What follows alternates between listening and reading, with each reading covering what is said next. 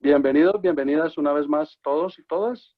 Es un placer, es un gran gusto para mí encontrarme en este momento con la doctora, con la psicóloga Lucía Nader. Bienvenida, estimada querida Lucía, a este espacio.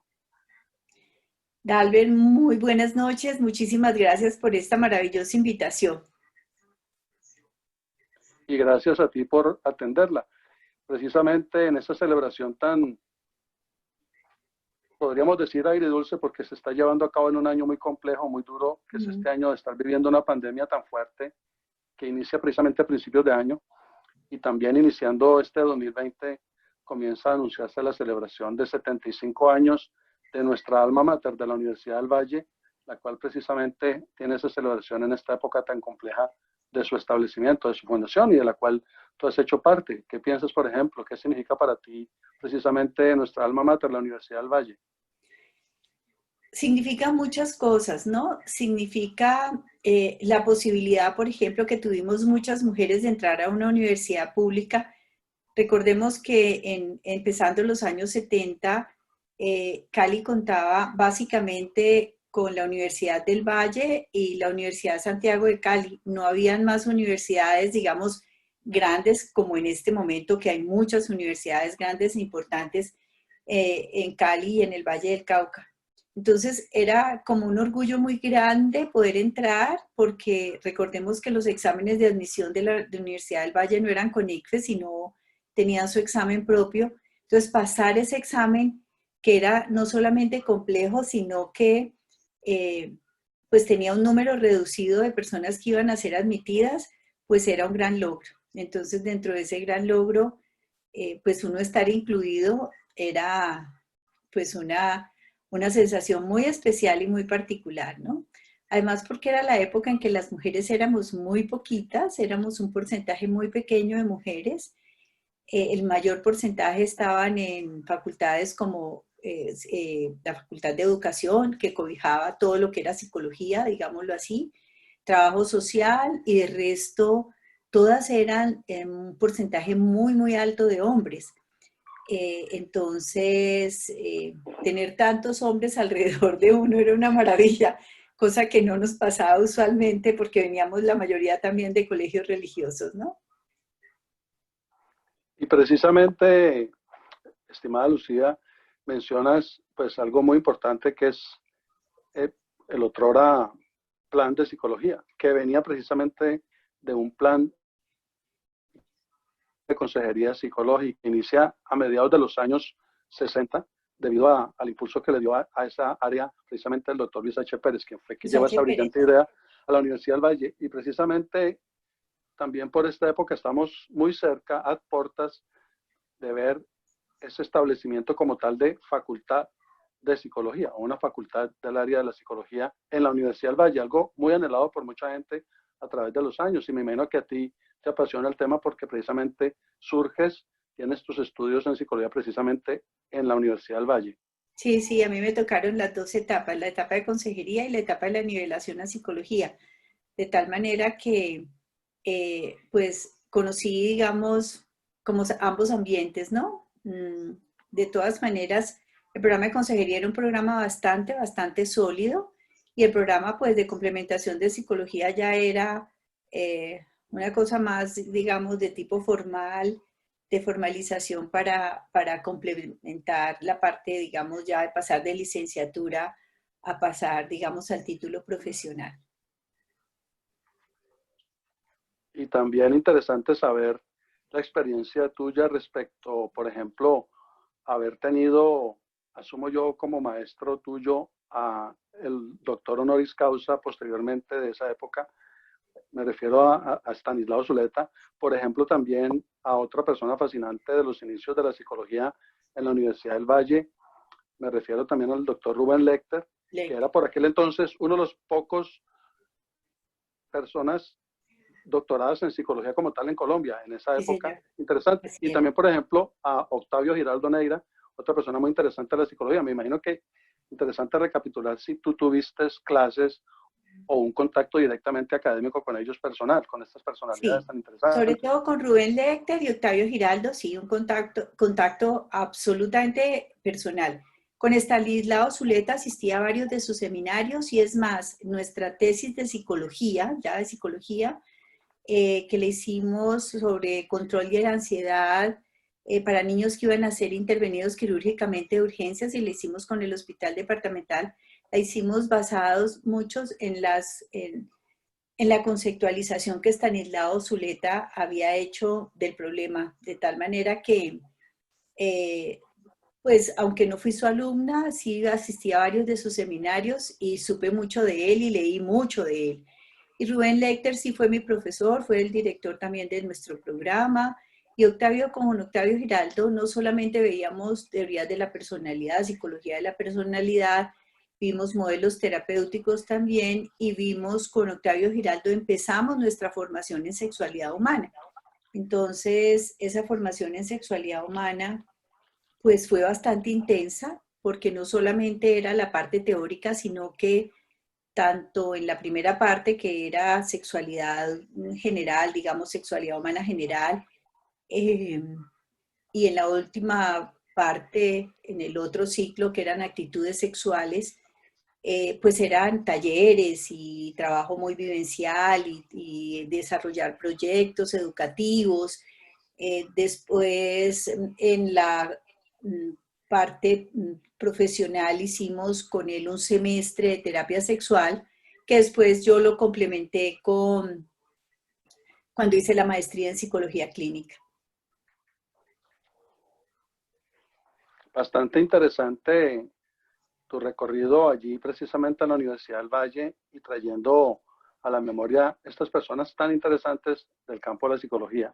Importante también saber por qué elegiste como persona estudiar este campo del conocimiento humano, la psicología. ¿Qué te llamó la atención? Y tú eres una persona destacada y muy conocida en Colombia en ese contexto precisamente de la psicología, y recuerdo yo mucho uno de tus enfoques fuertes, precisamente lo que mencionas, la psicología enfocada hacia la sexualidad humana. ¿Por qué Sí, escoges ese campo? sí, a ver, yo creo que siempre la parte del área de la salud me encantó, aunque cuando me hicieron orientación profesional yo debía haber escogido una especie de ingeniería según la orientación profesional, pero amaba las ciencias humanas y yo creo que de alguna manera mis condiciones personales y familiares no me permitieron estudiar medicina en ese momento y definitivamente tenía claro que si yo iba a ser médica, iba a ser psiquiatra y si no iba a ser psicóloga. Entonces, en ese momento era más viable ser psicóloga y entonces me enamoré de la psicología y me empecé a cuestionar muchas cosas de mi papel como mujer, siendo una mujer muy joven, inmadura, bueno, todas las cosas que le pueden pasar a uno cuando sale de un colegio de monjas y entra a una universidad tan grande como la Universidad del Valle, en un momento histórico de la universidad, en un momento político muy especial, en donde realmente los jóvenes, las mujeres jóvenes y hombres jóvenes que estábamos en ese momento, pues queríamos, como en la mayoría de las ocasiones cuando se es adolescente, cambiar el mundo y nos sentíamos poderosos y nos sentíamos capaces de hacer muchas cosas y plantear muchos cambios. Pero definitivamente yo creo que yo estudié psicología porque a mí me gusta, yo tengo una actitud de servicio y yo creo que eso ha hecho que me sienta muy identificada con lo que hago, tanto en la parte de psicología clínica como en la parte de sexualidad humana.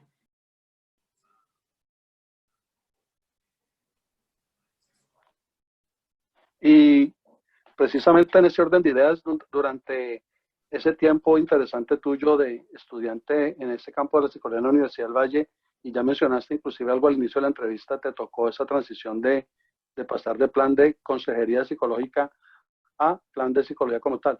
Aparte de ese cambio, ¿y cómo viste ese cambio? ¿Qué otros cambios, por ejemplo, te tocó ver, presenciar durante ese desarrollo tuyo académico en psicología en la Sí, yo universidad? pienso que, bueno, muchas cosas se confrontaron. Como te decía, hubo el movimiento estudiantil más importante, yo creo, del mundo, que fue los movimientos estudiantiles del año 71, que no solamente fueron a nivel de Colombia, sino de toda Latinoamérica y en otros países europeos.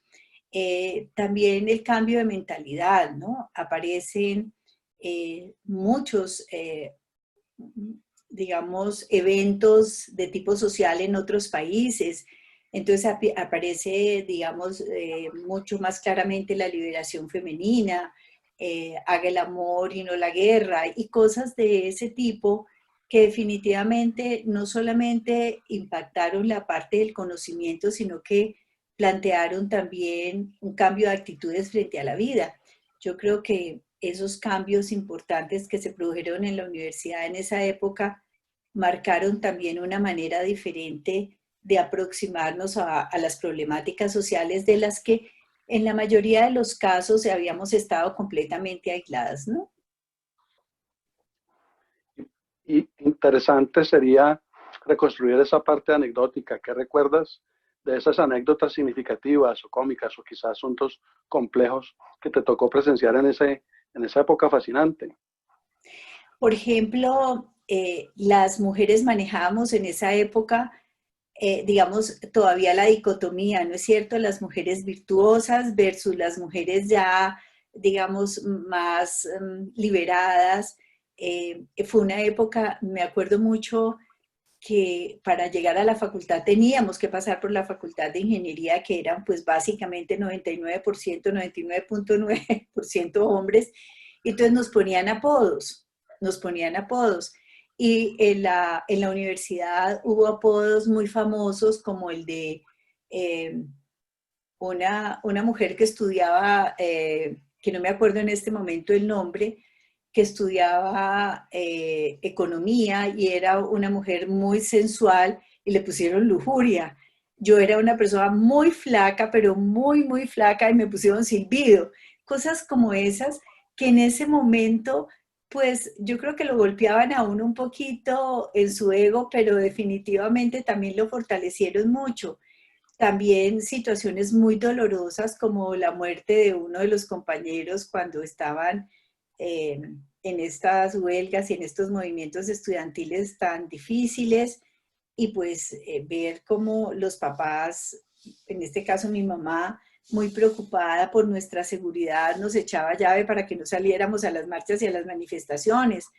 Eh, Teníamos una concepción muy idealista, teníamos falsos héroes, que después, como decías tú antes de empezar esta entrevista, cuando empezamos a leer más, a informarnos más y a mirar la otra cara de la moneda, nos llegamos a la conclusión de que esos héroes eran antihéroes. Y entonces, pues, los procesos de maduración ayudan, digamos, a reconstruir muchas de esas imágenes o de esas posturas que podíamos tener en esa época, ¿no? Y precisamente, ¿cómo consideras que fue, por ejemplo, la relación académica, personal, con todos esos profesores y profesoras tan interesantes que habían por la época? Fascinante saberlo, personas muy ilustres que habían venido de distintos rincones del país. ¿Cómo fue esa relación profesional, académica, personal con ellos? Y aparte de eso, por ejemplo, con tus compañeros del área de la psicología. Sí, yo pienso que yo tuve unos excelentes profesores. Yo recuerdo a la doctora Alicia Ortega, por ejemplo, cuando hablábamos, pues cuando era nuestra profesora de Psicología del Desarrollo y nos dio una dimensión muy especial y muy particular y una manera también muy particular de comunicarnos con los niños. Yo recuerdo también con mucho cariño y le debo a ella el que me haya dedicado mucho más a la parte cognitiva a Janet Samper, porque Janet Samper venía de Estados Unidos de hacer todas sus especializaciones en estas áreas y definitivamente nosotros que estábamos siendo, digamos, teníamos una orientación mucho más psicoanalítica, ¿no es cierto? Una orientación mucho más psicoanalítica o estructuralista, pues llega ella y nos enseña un nuevo modelo, una manera diferente de ver, y ahí me enamoré yo mucho de la parte clínica. Y entonces empecé a profundizar mucho más en esta área y bueno, Y ahí me quedé. precisamente ¿por qué te enfocas precisamente tan detenidamente en eso clínico, en eso de lo individual? Y también tienes una connotación, después se te vio en Colombia, recuerdo por medio de unas series televisivas, unos documentales muy interesantes, un enfoque más hacia la sexualidad. ¿Cómo se dio ese proceso finalmente?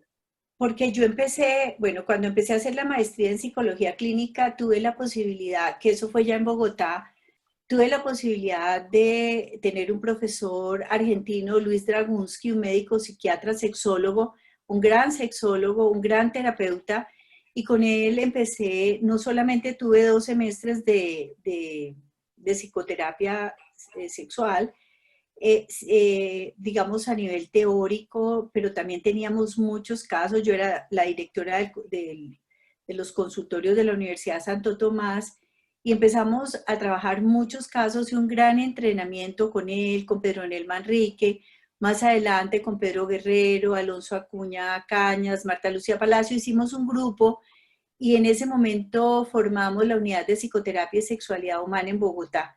La unidad de psicoterapia y sexualidad humana duró bastante tiempo, más de 30 años, como una institución que prestaba tanto asistencia psicoterapéutica como programas de capacitación en sexualidad humana. Y entonces ahí empezamos, y cuando yo estaba terminando la maestría en psicología clínica, un periodista muy querido por mí, Elkin Mesa, tenía un programa que se llamaba Sexología en Pantalla. Y entonces le preguntó a uno de los profesores si no tenía alguien ahí entre sus colegas o entre sus estudiantes que pudiera invitar al programa. Y él dijo, yo tengo una alumna muy pila. Y entonces me invitaron al programa y desde ahí me empezaron a invitar más frecuentemente y más adelante yo me vine a vivir a Cali, trabajé 3 años entre el Hospital Departamental y la Universidad Libre de Cali entre el 81 y el 84 y Elkin Mesa me llamó y me dijo que Caracol Radio me ofrecía trabajar en un programa diario de media hora para hablar de sexualidad humana. Y yo estaba muerta del susto, pero dije, bueno, si no lo hago yo, lo hace otra persona y yo creo que yo lo puedo hacer bien. Y entonces decidí aceptar y me regresé a Bogotá, donde duré casi 40 años nuevamente. Entonces, ahí empezó todo. Y yo creo que en medio de todo, pues ha sido algo positivo. ¿En qué sentido?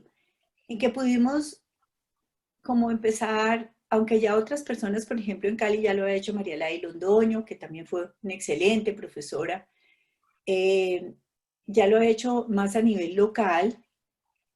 Yo creo que el hecho de hacerlo más a nivel nacional implicó empezar a romper muchas barreras. Empezamos a, a sacar la sexualidad de los confesionarios, las expresiones y las conductas sexuales de los confesionarios, y a que la gente no se sintiera culpable o pecadora o limitada, eh, simplemente o por expresarse de una determinada manera, o por ser divergente, o por tener grandes diferencias en sus expresiones o en sus conductas sexuales. Pero también hacíamos énfasis en muchos aspectos psicosociales, ¿no? También hacíamos eh, énfasis en aspectos psicosociales, en salud mental, bueno, en fin, era como llevar la posibilidad de algunas explicaciones psicológicas a poblaciones que nunca tenían esa posibilidad de acceso, ¿no? Y ahora pues eso se ha generalizado y hay gente muy interesante también pues que hace lo mismo acá, en el estilo de cada cual, ¿no? Por supuesto que sí, ha habido un mayor desarrollo y el volumen es más amplio. Y mirando Sí. retrospectivamente, estimada Lucía Nader, ¿qué destacas, aparte de lo que mencionaste, de ese repertorio tuyo a nivel profesional en Colombia, aparte de lo que ya mencionaste, de trabajar en televisión, en radio, en la parte de la sexualidad y también el desarrollo de aspectos muy psicosociales, más en masa, más para la mayoría de la gente, un público más abierto? ¿Qué otros aspectos interesantes hay allí en ese desarrollo tan interesante tuyo como psicóloga? Bueno, una de las cosas también que me permitió fue el grupo de personas con las que trabajé, porque teníamos un equipo multidisciplinario muy interesante que no solamente estaba formado, digamos, por Pedro Guerrero, psiquiatra, Alonso Acuña, médico urólogo, ya fallecidos ellos dos, Marta Lucía Palacio, psicóloga, sexóloga, mi compañera y mi amiga de muchísimos años, sino, digamos, con otras psicólogas como Claudia Campos, que vive ahora en Washington, en Estados Unidos, y tiene un trabajo muy interesante con mujeres, Patricia Villegas. Bueno, en fin, hicimos un grupo bastante sólido, de profesionales de la psicología y de la salud, y en ese grupo empezamos a producir, por ejemplo, mucho material. Entonces, una de las cosas importantes fue que pudimos, y yo he podido escribir y sacar, digamos, un número, yo diría, pues significativo de libros, hicimos una enciclopedia en grupo, de tal manera que yo creo que ha sido como fructífera, ¿no? Un poco, pues siempre a uno le quedan faltando muchas cosas. Yo ahora en este momento tengo eh, dos proyectos editoriales que a veces estoy tan ocupada en pequeñeces que no he tenido tiempo de sentarme y aislarme y empezar a terminar estos otros dos proyectos editoriales que tengo. Pero bueno, ahí poco a poco le vamos haciendo. Entonces creo que eso ha sido como algo bueno, ¿no? Como algo como reconfortante, recogiendo experiencias. El último libro que salió fue Dos para ser felices, que es un manual para parejas, que es un libro taller, que lo escribimos con la doctora Lorena Polanía, eh, egresada de una de las universidades en Bogotá. Entonces, yo creo que sí, que ahí hemos hecho cositas que creo que han valido la pena, ¿no? Y dentro de esa misma línea, para la doctora Lucía Nader, en un recorrido precisamente tan amplio en medios de comunicación, conferencista, talleres, un desarrollo que inclusive incluye, ya lo mencionaste, lo multidisciplinario, donde te relacionas con otros profesionales de otras áreas del conocimiento humano, de un bagaje tan amplio ya y tan reconocido a nivel nacional, porque considero que te ganaste un nombre de tanto participar ampliamente a gran escala. ¿Qué sería para ti entonces lo esencial dentro de lo psicológico, dentro del saber psicológico? Si se pudiera hablar de algo esencial, ¿qué sería eso esencial para ti? Algo muy esencial, digamos, dentro de este proceso de desarrollo profesional es la actividad docente. Ser docente es pues una maravillosa experiencia, pero una de las cosas importantes, y esto es una recomendación que yo les hago a los psicólogos, porque creo que muchos psicólogos, yo no digo que la mayoría, pero un porcentaje muy importante de psicólogos han un poco tergiversado lo que yo creo que es como el objeto de estudio de la psicología, porque la idea es generar, digamos, las condiciones necesarias para que los seres humanos, sus entornos, sus comunidades, sus áreas de influencia, etcétera, sean facilitadores de desarrollo. Yo creo que lo esencial en una profesión como, tan humanista como esta es el servicio. Yo sí creo que es absoluta. Eso no significa que la gente no tenga, pues, su trabajo como una forma, por ejemplo, de tener un estatus de vida. Pero básicamente estas profesiones son profesiones para servir, no solamente para servir de manera directa, a través, te repito, de la educación, a través de la capacitación, a través de la empatía, pues las problemáticas sociales que vivimos, etcétera, etcétera, ¿no? Y mencionas precisamente que la psicología pertenece a esa área de conocimiento que tiene que ver mucho con lo humanístico, no directamente con el enfoque, pero con la Sino con lo visión, exacto, llamémoslo a nivel exacto. general. El humanismo ¿Ya? como la preocupación por la humanidad, sí, por lo humano, sí. Y mencionas un poco precisamente esa elaboración de lo psicológico a nivel de lo académico, porque obviamente has conocido muchas personas, muchos profesionales, y tú dices que un aspecto vital precisamente es la docencia. En ese orden de ideas, entonces, ¿qué piensas de esa formación de los psicólogos, de las psicólogas en general, a nivel nacional? ¿Qué piensas de ello? ¿Cómo lo percibes? Pues hay una preocupación y yo creo que las grandes escuelas de psicología en el país viven muy preocupadas por la proliferación, digamos, de facultades de psicología, ¿no es cierto? O de programas de psicología en diferentes universidades. Digamos que la parte teórica podríamos decir que podría ser sólida, pero la formación como personas, yo creo que a veces deja mucho que desear. Yo creo que ahí se ha perdido mucho rigor, se ha perdido mucho rigor científico y a mí me preocupa enormemente que muchos psicólogos han convertido, digamos, como su profesión en un negocio, por decirlo de alguna manera. Entonces inventan una serie de cosas y que no son, digamos, ni científicas, que no son éticas, como por ejemplo hacer terapia con un chamán al lado. Yo no tengo nada en contra de los chamanes, pero pues eso no es psicología.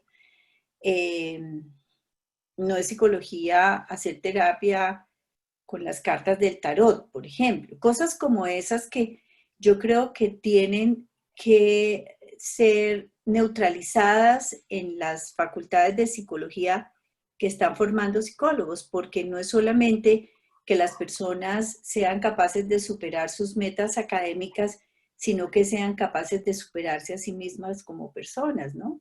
En esos procesos de desarrollo. Precisamente ahora que mencionas, por ejemplo, lo de las cartas o del tarot, Sí, o de todas estas personas que a veces dentro del ámbito popular de esa, llamémosla psicología de la calle, precisamente tratan de abordar estas vertientes un poco inhóspitas y escondidas para abordar el tema mental o espiritual, qué sé sí. yo. Pero precisamente, aprovechando que mencionas eso, ¿qué otros saberes ya profesionales, directamente hablando, académicos, de disciplinas, le han aportado a Lucía Nader en ese desarrollo personal y profesional? Sí, yo pienso que aunque yo me formé mucho más, digamos, en el área educativa, porque ese era el primer enfoque, mucho más enfocado a lo educativo, a hacer consejería dentro de las instituciones escolares. Yo creo que el área clínica, entender un poco no solamente la psicopatología, sino entender todas las posibilidades de desarrollo humano, pues obviamente ha sido un área relevante, digamos, en mi formación como psicóloga. La parte de la sexualidad humana, para contextualizarla, es que es darle una visión diferente también, ¿no? Darle una visión totalmente distinta. Es como quitar el coitocentrismo que hemos tenido tradicionalmente y ver la sexualidad como una forma de desarrollo, como un reencuentro entre lo que son los hombres y las mujeres con lo que son ellos mismos, con su naturaleza, no mirado solamente desde la postura del uno y del otro como opuestos, sino mirarlos desde sus interrelaciones. Yo creo que esa parte es bien interesante. Yo pienso que en los programas de psicología debería haber mucho énfasis en la parte sociológica, ¿no es cierto?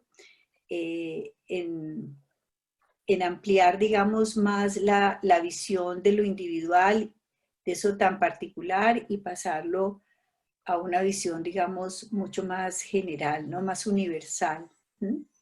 Entonces, claro que hay psicología comunitaria, pero es que no es trabajo específico con comunidades, sino como todas las áreas de especialización de la psicología, que son muchísimas hoy en día, afortunadamente, como mirarlas también desde una perspectiva muchísimo más social. Creo que eso es algo que le falta incorporar en la formación de los psicólogos.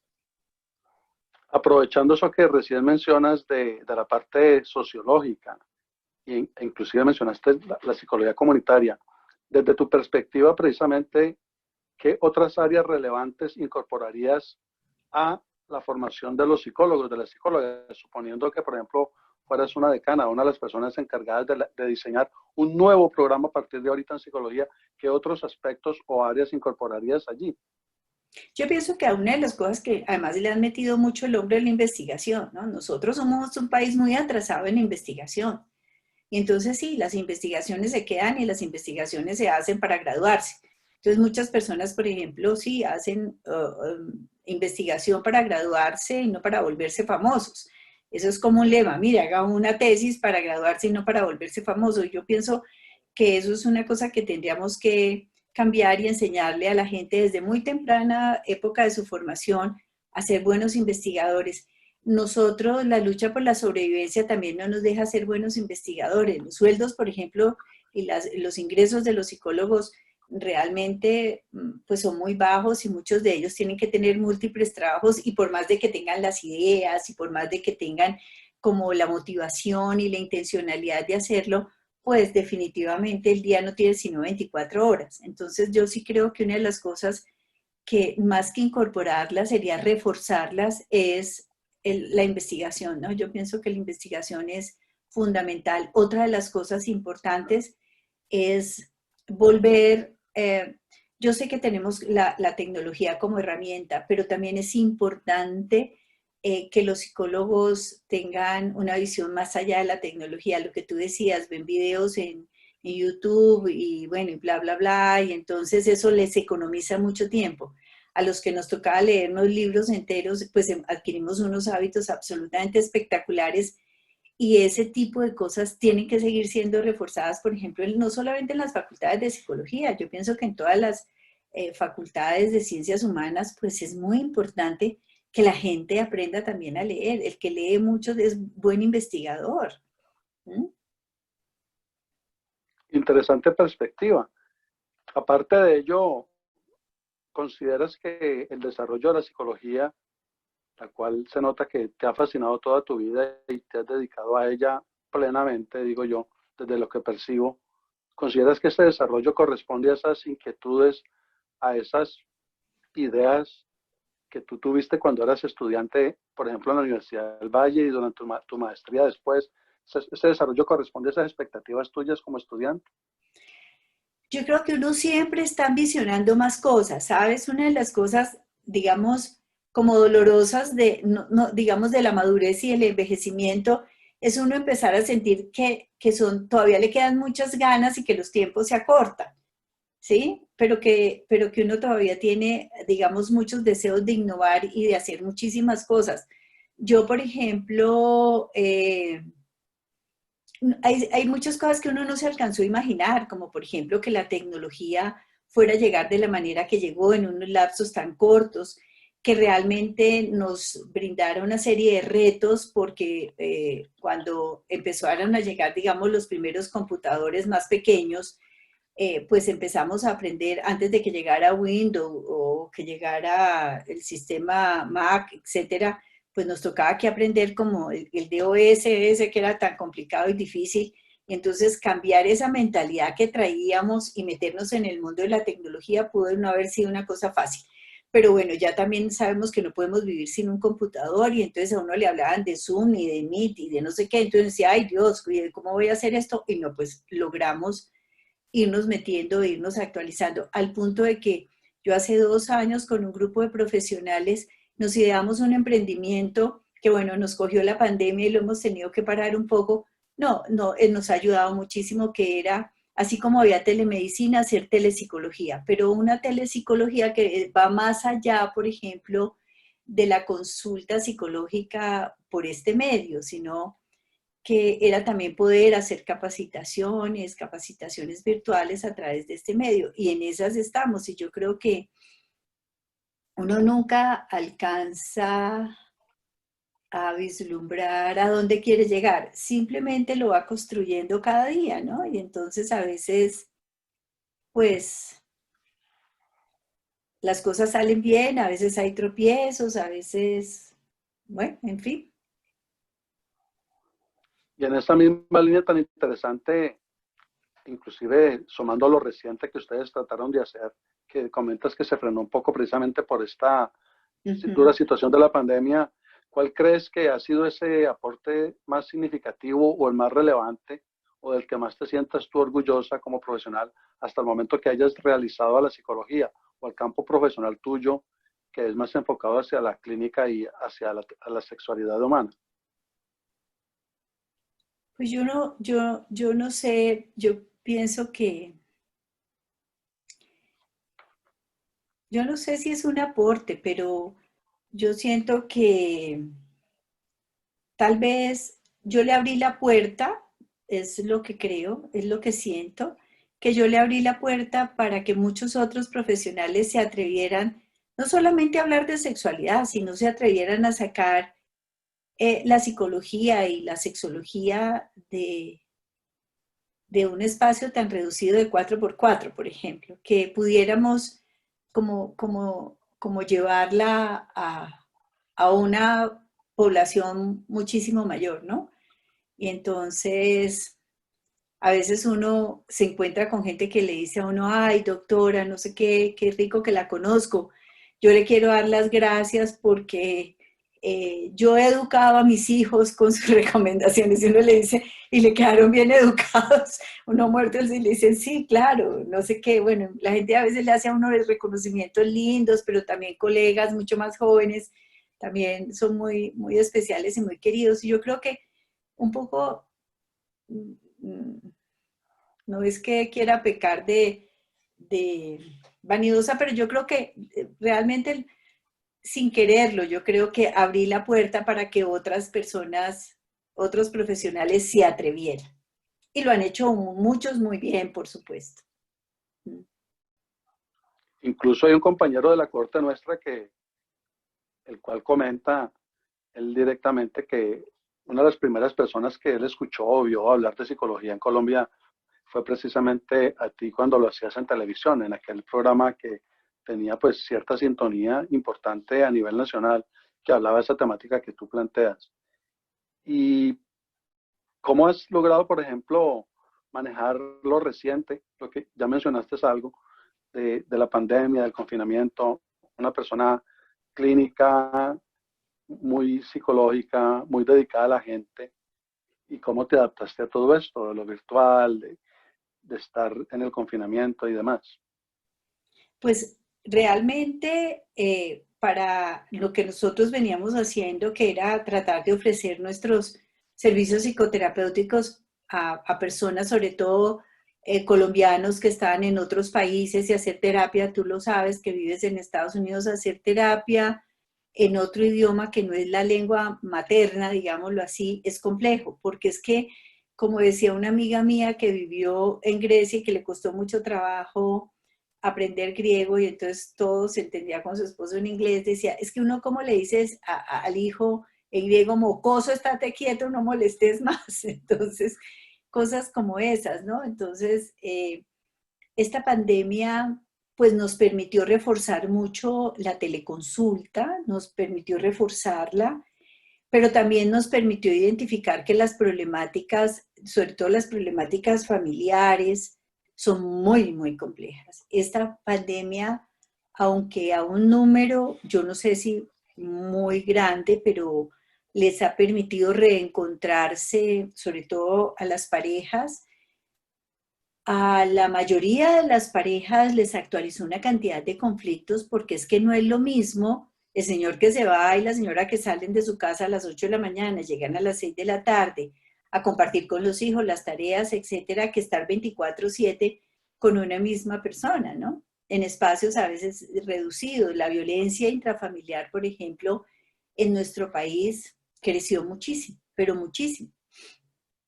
Las cifras que suministraron las unidades de víctimas y la fiscalía, etcétera, han sido cifras realmente alarmantes, ¿no? Entonces, eh, pero yo he seguido trabajando normalmente. Obviamente, la parte presencial se ha disminuido muchísimo, pero bueno, ahí nos estamos sosteniendo con nuestras consultas virtuales.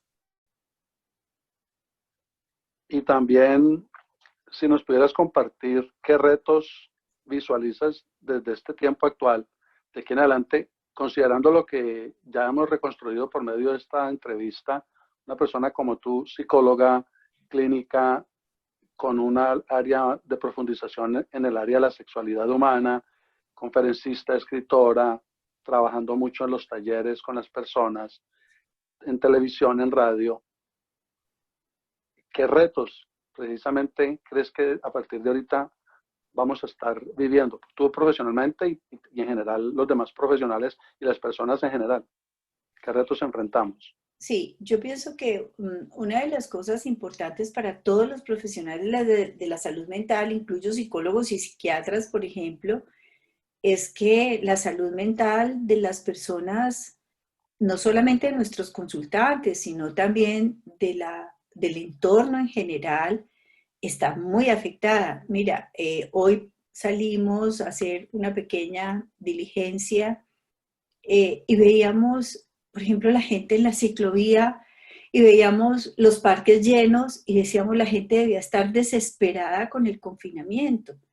Ustedes en Estados Unidos han tenido una mayor laxitud, digámoslo, pues sí, se han cuidado, etcétera, pero es que estar encerrado literalmente es algo muy difícil, sobre todo cuando es una cuestión impuesta, cuando no es tu decisión. A veces uno dice, qué delicia quedarnos aquí todo un día leyendo o viendo películas, lo que sea, pero es una decisión de la gente. Pero lo otro es que la obligatoriedad genera unas condiciones emocionales bastante complejas y ya lo sabemos. Y lo sabemos en especial cuando se vive en pareja. La obligatoriedad es una cosa que produce unos mecanismos de retaliación, podríamos decir, de rebeldía, de un malestar que se va gestando, gestando y creciendo. Y yo creo que el reto, el desafío para este futuro inmediato, para este presente y futuro inmediato, es trabajarle muy duro a la salud mental, porque creo que estamos muy lesionados en ese sentido, ¿no? Ese bienestar que se espera de una persona con una buena salud mental se ha perdido enormemente, ¿no? Y para redondear esta interesante entrevista, unos planteamientos muy claros los que nos has ofrecido en este valioso tiempo y gracias obviamente por ello. ¿Qué sería la mayor pasión hasta el momento en la persona de Lucía Nader, hasta el momento en tu vida? Bueno, yo pienso que hay muchos momentos muy especiales en la vida de uno. Yo no digo que las, digamos, retribuciones o los logros profesionales son muy importantes, pero también uno sentir que las personas que están al lado de uno, por ejemplo, sus hijos, empiezan a lograr sus metas, empiezan a consolidar, digamos, su vida, eso es gratificante. Pero yo creo que a nivel personal, una de las grandes emociones de la vida es tener un nieto. Es una cosa, es como si ese personaje pudiera recoger todo lo bueno de uno. Con ese pequeño personaje, tú puedes, sí, como recoger todo lo bueno que hay en ti y como poderlo, como aplicar sin la responsabilidad, por ejemplo, que tenías cuando estabas educando hijos, ¿sí? No, es una cosa súper especial. Y entonces eso lo ilusiona a uno y lo motiva para querer seguir en este mundo un ratico más y decir, no, vale la pena, como sí, como verlo crecer y bueno, cosas así. Me parece a mí un interesante recorrido por esa parte académica tuya de formación, de reflexión, esa trayectoria tan interesante también profesional, tan, de tanta involucra en tener que ver con la gente en un contexto hasta nacional y construir un nombre como el tuyo, que eres una persona en el área de la psicología reconocida. La gente te conoce en general en varios rincones del territorio nacional. Se me hace muy interesante recoger toda esa experiencia y toda esa perspectiva tan enriquecedora de tu parte, por lo cual te agradezco mucho, muchísimo. Te agradezco, querida doctora Luciana, eres muy amable por este tiempo tan valioso.